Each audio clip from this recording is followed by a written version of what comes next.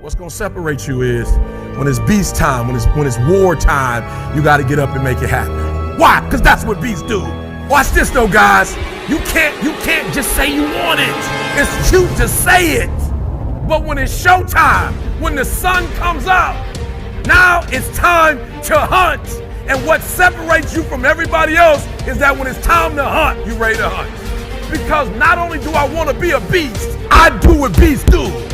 Beast mode.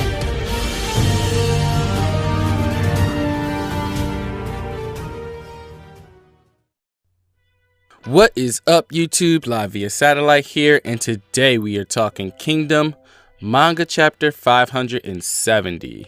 And this week, guys, was another excellent chapter of Kingdom.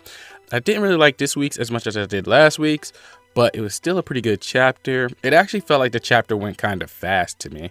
But the coolest thing about this chapter definitely had to be the ending with the Feego King arriving. And we see that the Feego King still has his eyes on the prize, which actually made me think of something pretty interesting. With all the Bajio x Yotanwa talk, what happens if Bajio actually gets the keys to Yotanwa's chastity belts and takes the nethers for himself? Then the other chieftains would no longer have a prize to fight for, causing them to probably wallow in despair. They'd all be crushed. I don't even know if they'd be able to fight for her anymore. Especially Danto, who right now probably thinks he has a shot. And being this close with all his achievements, he probably feels there's no way he can miss.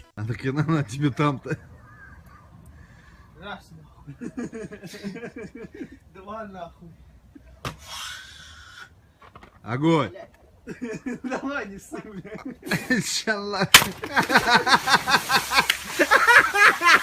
Alright, so the chapter starts out with a cover page of Bajio, and we actually get to see like the smallest bit of his face. But mainly his eye, but you do notice that he has, especially in the last chapter, some elite tier sideburns, only beatable by the likes of Elvis and of course Wolverine. And the actual chapter actually picks up right where we left off, and we see that Bajio is on a rampage, just literally wrecking the Kwangrang. And we see again another example of why Bajio has some of the strongest feet in the Kingdom verse. As we see him kicking in a dude's face, kicking him so hard that he not only crushes his teeth, but one of his eyeballs goes flying out of its socket. Now, if those aren't some strong feet, I don't know what are.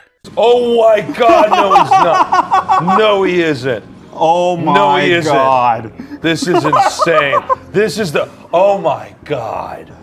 This beautiful human being, I can't even, this is the most important, listen everybody, this is the most important thing that's happening on the internet anywhere in the world. Seeing Bajio in this state, the Kwangrang soldiers can't believe that a man like this actually exists, and that it almost appears as if he has turned into an animal. And then we find ourselves over at Yotanwa, and it appears like she's just waking up.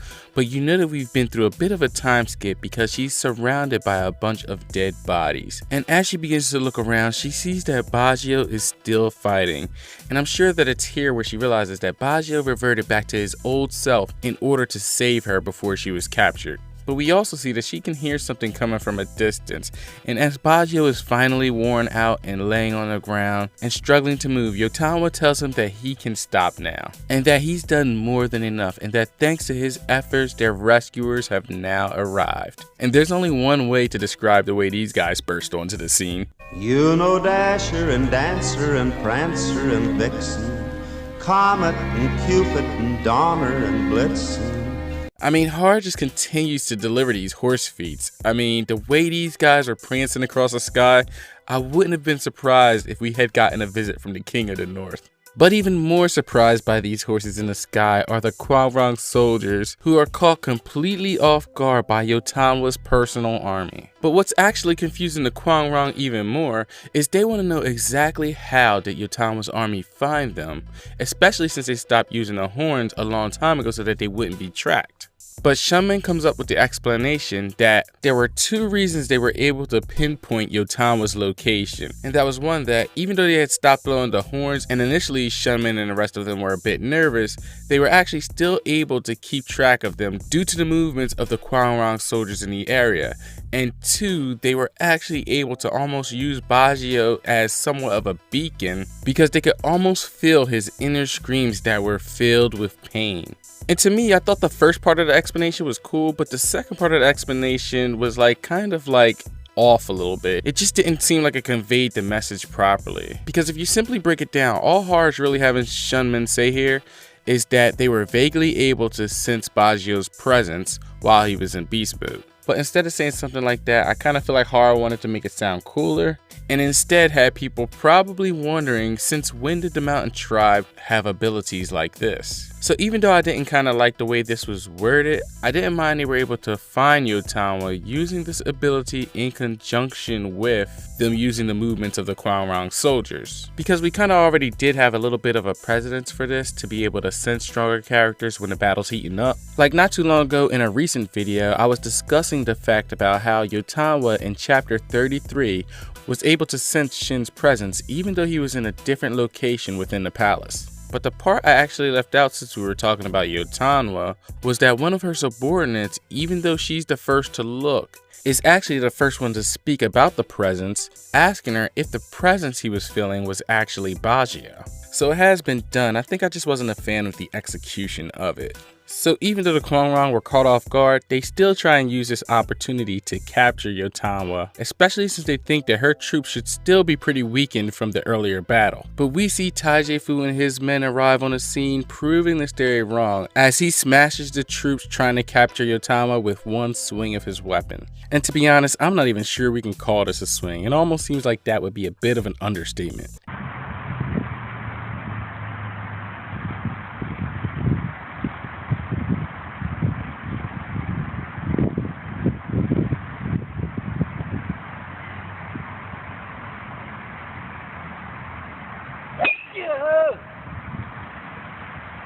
And as Taijeifu grabs Yotanwa and puts her in the safe hands of one of his comrades, he soon notices how bad a shape Bajio is in, and in frustration slams his weapon, showing the Kwangrang soldiers just how pissed off he is. And Shunmin jumps in saying that they'll show the Kwangrang the price that they'll pay for pissing off their Yotanwa tribe, and that not a single one of them will leave this place alive. But as he's talking and it looks like we're in a turnaround, all of a sudden we hear the rumblings of another army. And unfortunately for Yotanwa and their men, it happens to be Rozo, who has finally caught up to them and the rest of his army. And hearing them just outside the forest, one of Yotanwa's men estimates that it's probably several thousand troops. But Yotanwa quickly tells them that it's actually 2 armies. And even though some nearby Kwangrang troops believe that it was obviously the Zhao army, we find out quickly that that's not the case, because the sound of their war horns are different from the others. And as Yotanwa's men are starting to realize who this could possibly be, Yotanwa says that's right, there's only one person who could have such bad taste in the sound of their war horns. And we see the Feego King arriving like a boss with Torque's head in tow. And man, he's got this thing on a spike parading it around like a trophy. The Feego King really knows how to make an entrance.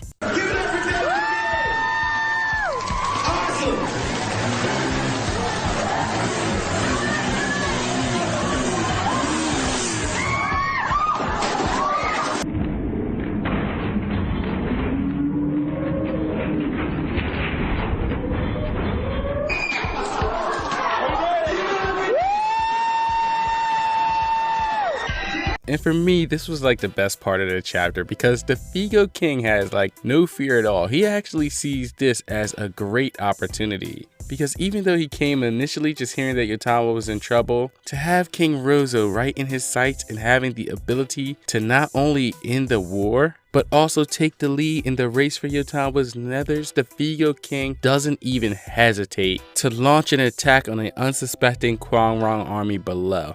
Realizing that they're under attack by the same army that's responsible for killing Torque, Sensuiju warns Rozo that this will be no easy fight. But Rozo laughs this off, telling Sensuiju is that supposed to be a joke, because he believes that these weaklings don't even pose a challenge to him. And as he tells his men to change direction so they can engage the enemy, he tells his men that since these barbarians enjoy flaunting their skin so much, then they will flay them first. As it appears that we are about to get a clash between two savage enemies, the Feego King Danto and Rozo, the king of the Kwangrang. And that was a chapter in a nutshell, guys. So yeah, guys, that was a pretty good chapter of Kingdom. And even though it was a lot of action this chapter, we really didn't progress the story too much further. But we definitely got some answers to the questions that we had last week. Like, I think most people, including myself, thought that Heki may arrive this chapter. But it was actually more fitting that Shunmin and Tajifu showed up to help Bajio and Yotanwa out, especially since these guys are all original members of the mountain tribe that we've dealt with since the beginning of the series. And even though I was complaining a little bit about how it happened, I can't deny just how satisfying it was to see Shunmin and Tajifu coming in clutch. But another person coming in clutch this chapter seems to be the Feego King. And even though it seems like the Feego King is outmatched here, what I'm really actually hoping for is that he can at least serve as a pretty good distraction so that Yotanwa, Bajio, and the rest of her inner circle can escape back to Ryoyu, where hopefully the city is now in their possession. And even though I think that Danto actually does want to take Rozo's head here, I also think that he's actually aware of the situation and that by him being able to stall Rozo here is actually going to help buy Yotanwa some time. So it's a pretty good possibility that the Feego King could die next chapter, but I could actually see him going out with a bang. Like, even though Rozo may win the battle, I could see Danto going out with a smile on his face, laughing at Rozo, telling him that his queen was able to escape because of his sacrifice, and his only regret being that he was never able to bury his face in Yotanwa's nethers. But to be honest, man, I would really hate to see the Feego King go because he's actually one of my favorite characters from the Mountain Tribe right now. So I'm actually hoping that maybe Kitari and Heki show up to save the day, but if they show up, it's a possibility that Bunen may show up as well. But no matter what happens, they definitely need to get out of the situation because I don't think that Bajio or Yotanwa can fight anymore. And at this point, it just looks like they just need some time to recoup because Rozo and Sunsuiju right now have been untouched. And those two are the only two that I think are actually capable of putting up a fight against Rozo and Sunsuiju. So if I had to guess, guys, I would think that we'll probably be staying on this battlefield at least until we resolve all the issues on this battlefield for this night. So I think that could probably be wrapped up within the next chapter or two, and that we could possibly be getting back to maybe Osen, Kanki, Moten, or Shin's battlefields. Alright, but moving on to the comment of the week, and this week's comment comes from Othar Lewin. And what he says is, it's been a while since we last saw Renkai. I wonder if Yotanwa's plans somehow include him as being part of a rescue team. And even though we didn't see him in the rescue team in this chapter, I do wonder where they've been hiding Renkai, because we haven't seen him in a long time. Perhaps he's a part of the group that may be infiltrating the city as we speak. But I can't lie, it would definitely be cool to see what he's up to. But anyway, guys, that about does it for this week's review. Let me know what you guys thought of the chapter in the comments section below. Please leave a like if you guys enjoyed the video, and feel free to share, comment, and subscribe. Peace out.